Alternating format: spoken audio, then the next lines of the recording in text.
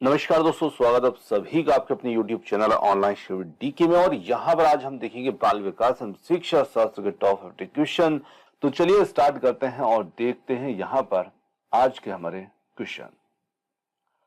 बढ़ते हैं first question की ओर। बच्चों की समझ में सुधार लाने के लिए सबसे प्रभावी तरीका क्या होगा?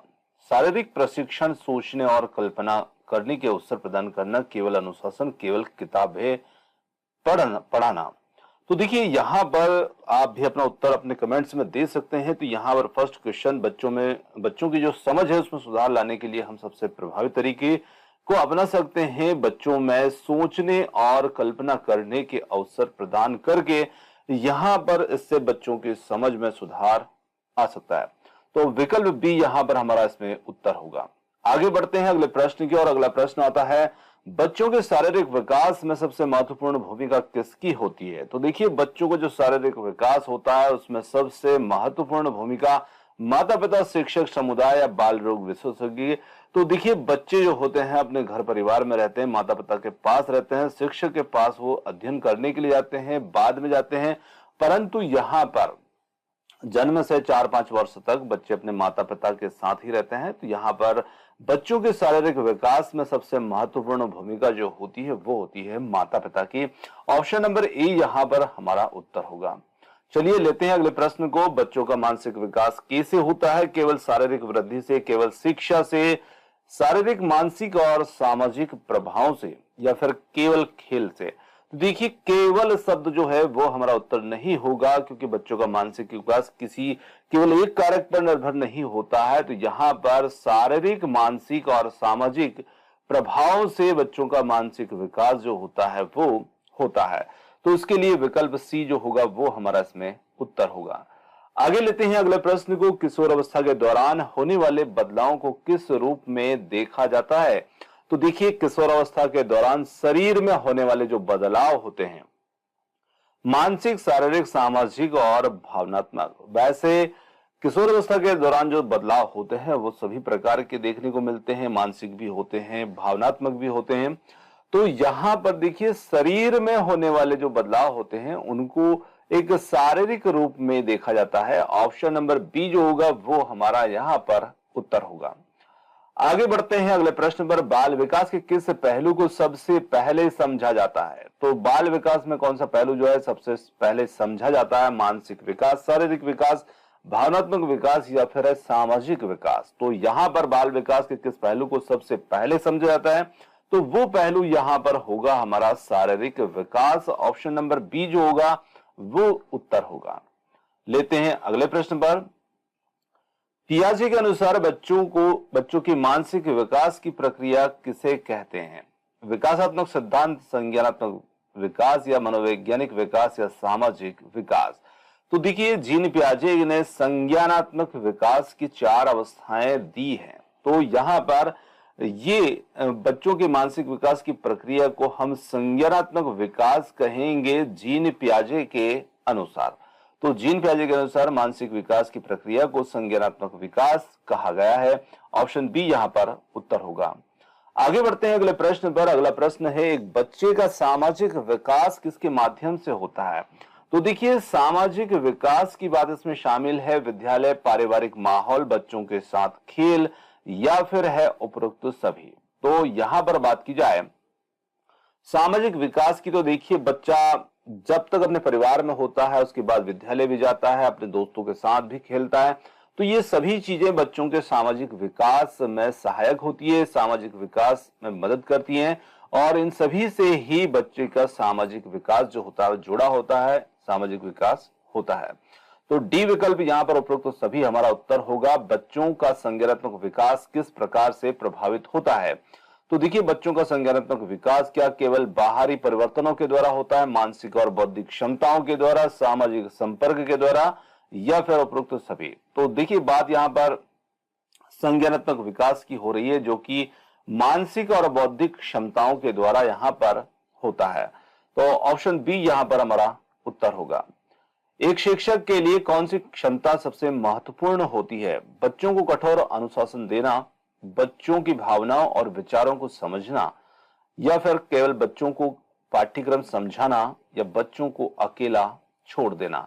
तो देखिए यहां पर हम कह सकते हैं कि एक शिक्षक के लिए जो क्षमता सबसे महत्वपूर्ण होती है वो होती है बच्चों की भावनाओं और विचारों को समझना। देखिए एक शिक्षक के लिए सबसे अच्छी क्षमता ये होती है।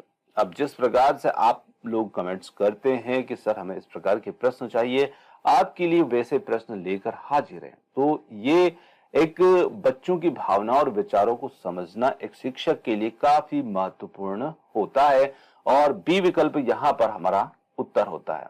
अगला प्रश्न लेते हैं। अगला प्रश्न है यहाँ पर, बचपन में जो बच्चा सबसे अधिक शारीरिक बदलाव से गुजरता है वह कौन सा समय होता है? नवजात अवस्था, शैशवावस्था, बाल्यावस्था या किशोर अवस्था? तो वो जो अवस्था होती है वो होती है ऑप्शन बी, शैशव अवस्था यहां पर हमारा उत्तर होगा। आगे लेते हैं अगले प्रश्न को, बच्चों की मानसिक समस्याओं के समाधान में सबसे बड़ा योगदान जो होता है वो किसका होता है? शिक्षक, माता पिता, डॉक्टर या समाज का? तो देखिए बच्चों की मानसिक समस्याओं के समाधान में सबसे बड़ा योगदान जो होता है वो होता है माता पिता का। ऑप्शन बी यहां पर हमारा उत्तर होगा। बच्चों में शिक्षा में बच्चों का मानसिक विकास जो है किस कारक पर निर्भर करता है? तो शिक्षा में यदि हम बच्चों के मानसिक विकास की बात करें, जो कौन से कारक किस पर निर्भर करेगा? शारीरिक वातावरण, मानसिक संघर्ष, संतुलित वातावरण और उपयुक्त प्रेरणा और खेल गतिविधियां। तो यहां पर बच्चों का जो मानसिक विकास होगा वो दिए गए विकल्पों में से संतुलित वातावरण और उपयुक्त प्रेरणा पर निर्भर करेगा। ऑप्शन नंबर सी जो होगा वो हमारा उत्तर होगा।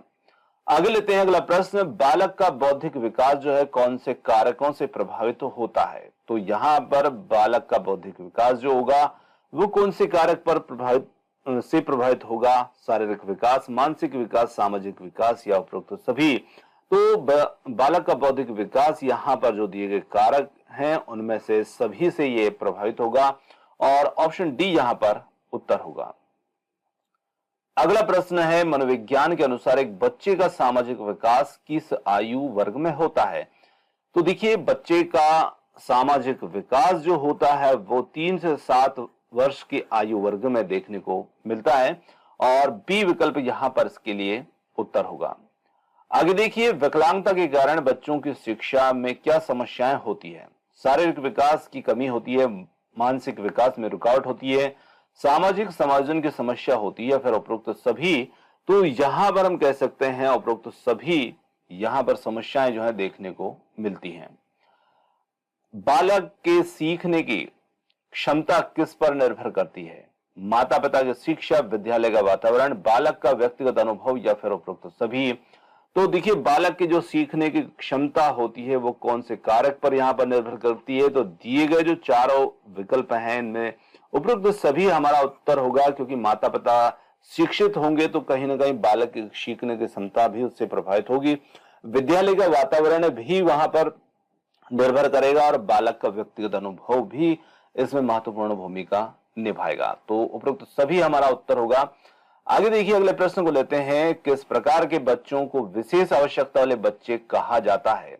तो देखिए जिनका शारीरिक और मानसिक विकास सामान्य होता है या फिर जिनमें मानसिक और शारीरिक अक्षमता होती है, जिनके पास अत्यधिक बौद्धिक क्षमता होती है या जिनकी सामाजिक और मानसिक समस्याएं होती हैं। तो यहां पर हम कह सकते हैं कि विशेष आवश्यकता वाले बच्चे जो कहे जाते हैं जिनमें मानसिक या शारीरिक अक्षमता होती है, तो ऑप्शन जो बी होगा यहां पर हमारा उत्तर होगा।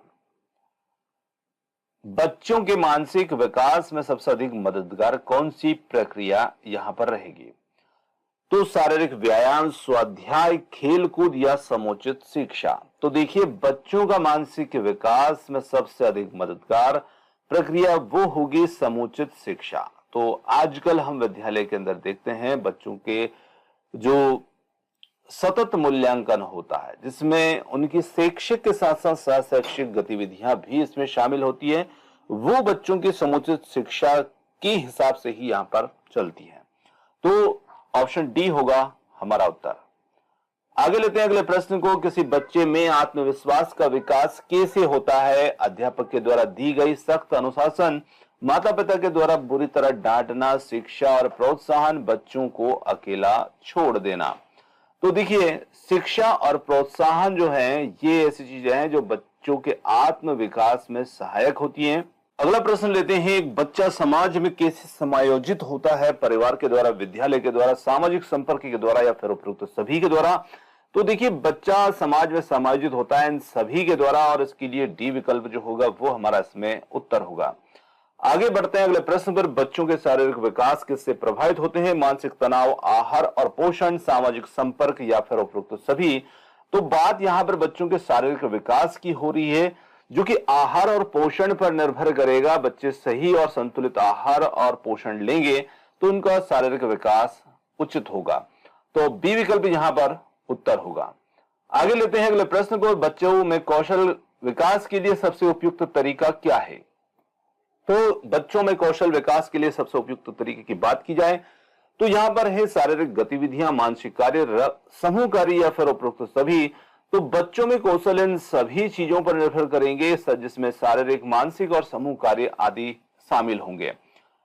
आगे बढ़ते हैं अगले प्रश्न पर, बच्चों में आत्मनिर्भरता को बढ़ावा देने का सबसे अच्छा तरीका क्या होगा? तो देखिए, बच्चों में आत्मनिर्भरता को बढ़ावा देने के लिए यहां पर बच्चों को अधिक सख्ती से नियंत्रित करना, बच्चों को निर्णय लेने में शामिल करना, या फिर बच्चों को अकेला छोड़ देना, या फिर है उन बच्चों को उनके माता पिता से दूर रखना। तो देखिए, यहां पर बच्चों को निर्णय लेने में शामिल करना, ये उनके आत्मनिर्भरता को बढ़ाने के लिए सबसे अच्छा तरीका यहां पर रहेगा ऑप्शन बी। प्रारंभिक बचपन शिक्षा का मुख्य उद्देश्य क्या है? तो देखिए, बच्चों को शारीरिक शिक्षा देना, बच्चों को सामाजिक रूप से शिक्षित करना, या बच्चों में बौद्धिक और मानसिक विकास को बढ़ावा देना, या बच्चों को केवल खेल कूद सिखाना। तो यहां पर प्रारंभिक बचपन शिक्षा का जो उद्देश्य होता है ये होता है बच्चों में बौद्धिक और मानसिक विकास को बढ़ावा देना, जिसके लिए विकल्प सी यहां पर हमारा उत्तर होगा। चलिए आगे लेते हैं अगले क्वेश्चन को, बालकों के विकास में सबसे बड़ी भूमिका कौन से तत्व की होती है? 4 तत्व दिए हैं, शारीरिक तत्व, मानसिक तत्व, सामाजिक तत्व या पारिवारिक तत्व। तो देखिए, बालक के विकास की बात हो रही है और इसमें सबसे बड़ी भूमिका जो है पारिवारिक तत्व निभाएगा। ऑप्शन नंबर डी यहां पर हमारा उत्तर होगा। बच्चों के मानसिक विकास के लिए कौन सा समय सबसे महत्वपूर्ण होता है? तो देखिए, यहां पर बात की जाए जन्म से 2 वर्ष तक, 2 से 5 वर्ष, 5 से 10 वर्ष या 10 से 12 वर्ष। तो बच्चों के मानसिक विकास के लिए सबसे महत्वपूर्ण जो समय होता है वो होता है जन्म से 2 वर्ष का। ऑप्शन नंबर ए यहां पर उत्तर होगा। आगे लेते हैं, एक अच्छा शिक्षक बच्चे के विकास में क्या भूमिका निभाता है? तो एक अच्छा शिक्षक बच्चों के विकास में किस प्रकार भूमिका निभाता है? क्या केवल वो पढ़ाई करता है या कराता है? बच्चों को मानसिक और शारीरिक दोनों विकास के लिए प्रेरित करता है, बच्चों को खेल कूद में शामिल करता है, बच्चों को अनुशासन में रखता है। तो देखिए, एक अच्छा शिक्षक जो होता है वो बच्चे के विकास में उसके मानसिक और शारीरिक दोनों विकास के लिए बच्चों को प्रेरित करता है और दोनों पर ध्यान देता है। तो यहां पर बी विकल्प जो होगा वो हमारा इसमें उत्तर होगा। आगे बढ़ते हैं अगले प्रश्न पर, बालकों की भावनात्मक समस्याओं के समाधान के लिए सबसे उपयुक्त तरीका क्या रहेगा? तो यहां पर बच्चों को सजा देना, बच्चों की समस्याओं को समझना और उनका समाधान करना, बच्चों को अकेला छोड़ देना, बच्चों को अपने आप समस्याओं का सामना करने के लिए कहना। तो देखिए, भावनात्मक समस्याओं के समाधान की बात यहां पर की जा रही है और इसके लिए बच्चों की समस्याओं को समझना और उनका समाधान करना, ये हमारा इसमें उत्तर होगा। Option number B. बच्चों के व्यक्तित्व विकास के लिए कौन सा तत्व यहां पर महत्वपूर्ण होगा? तो यहां पर शारीरिक विकास, मानसिक विकास, सामाजिक और भावनात्मक विकास, उपरोक्त सभी। तो यहां पर उपरोक्त सभी जो होंगे बच्चों के व्यक्तित्व विकास के लिए महत्वपूर्ण रहेंगे और डी विकल्प यहां पर उत्तर होगा। चलिए आगे लेते हैं अगले क्वेश्चन को, बच्चों की मानसिक स्थिति का सबसे अधिक प्रभाव किस पर पड़ता है? तो बच्चों की मानसिक स्थिति का सबसे अधिक प्रभाव देखा जाए पारिवारिक वातावरण, शैक्षिक संस्थाएं, समाज या खेलकूद। तो यहां पर बच्चों की मानसिक स्थिति का सबसे अधिक प्रभाव किस पर पड़ता है? तो यहां पर है पारिवारिक वातावरण। जी हां, बच्चों की मानसिक स्थिति उनके पारिवारिक वातावरण पर निर्भर होगी। तो ऑप्शन ए यहां पर उत्तर होगा। आगे लेते हैं, बच्चों के व्यक्तित्व विकास में सबसे महत्वपूर्ण भूमिका किसकी होती है? तो यहां पर बच्चों के व्यक्तित्व विकास में सबसे ज्यादा महत्वपूर्ण भूमिका जो होती है वो होती है माता पिता की, यानी कि घर परिवार की, पारिवारिक तत्वों की। चलिए आगे लेते हैं, बच्चों के आत्मसम्मान में वृद्धि करने के लिए सबसे प्रभावी तरीका यहां पर क्या हो सकता है? केवल तारीफ करना, बच्चों को जिम्मेदारी देना, बच्चों को उनके कार्य की सजा देना, या फिर बच्चों को स्वतंत्रता देना? तो यहां पर बच्चों को जिम्मेदारी देना जो होगा, ये बच्चों के आत्मसम्मान में वृद्धि करने के लिए सबसे प्रभावी तरीका इन 4 विकल्पों में से होगा। क्या कारण है कि बच्चों का आत्मसम्मान कमजोर हो सकता है? तो यहां पर माता पिता के द्वारा सख्ती से पालन कराना, सही शिक्षा का सही स्तर ना होना, बच्चों को उपेक्षित करना, उपरोक्त सभी। तो यहां पर बच्चों का आत्मसम्मान कमजोर हो सकता है उपरोक्त सभी के कारण। जब बच्चों पर सख्ती से पालन करवाया जाएगा, शिक्षा का सही स्तर नहीं होगा, बच्चों को उपेक्षित किया जाएगा। तो डी विकल्प यहां पर उत्तर होगा। बच्चों के बौद्धिक विकास में सबसे महत्वपूर्ण भूमिका किसकी होती है?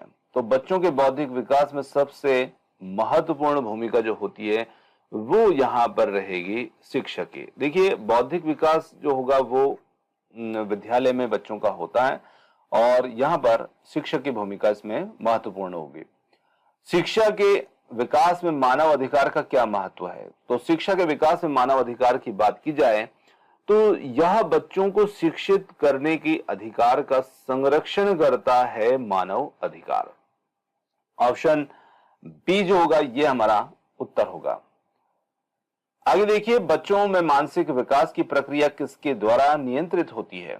तो यहां पर शारीरिक विकास, पर्यावरण, शिक्षा या उपरोक्त सभी? तो बच्चों में मानसिक विकास की प्रक्रिया उपरोक्त सभी के द्वारा नियंत्रित होगी। आगे लेते हैं अगले प्रश्न को, बालकों के विकास में सामाजिक परिस्थितियां कितनी महत्वपूर्ण होती है? बहुत महत्वपूर्ण होती है, सामान्य महत्व की होती है, थोड़ा महत्वपूर्ण होती है या महत्वपूर्ण नहीं होती है? तो यहां पर बालकों के विकास में सामाजिक परिस्थितियां जो होती हैं वो बहुत ही महत्वपूर्ण होती है और इसके लिए विकल्प ए हमारा उत्तर होगा। आगे लेते हैं अगले प्रश्न को, बच्चों में अनुशासन की भावना को कैसे विकसित किया जा सकता है? सजा देने से, संवाद और समझदारी से, पुरस्कार देने से, बच्चों को अकेला छोड़कर? तो यहां पर हम कह सकते हैं कि संवाद और समझदारी से बच्चों में अनुशासन की जो भावना है वो विकसित की जा सकती है और इसके लिए विकल्प बी यहां पर हमारा उत्तर होगा। आगे लेते हैं अगले प्रश्न को, बच्चों की मानसिक स्थिति को बेहतर बनाने के लिए कौन सी गतिविधियां यहां पर सहायक हो सकती हैं? शारीरिक शिक्षा, खेलकूद, कला और संगीत या फिर उपरोक्त सभी?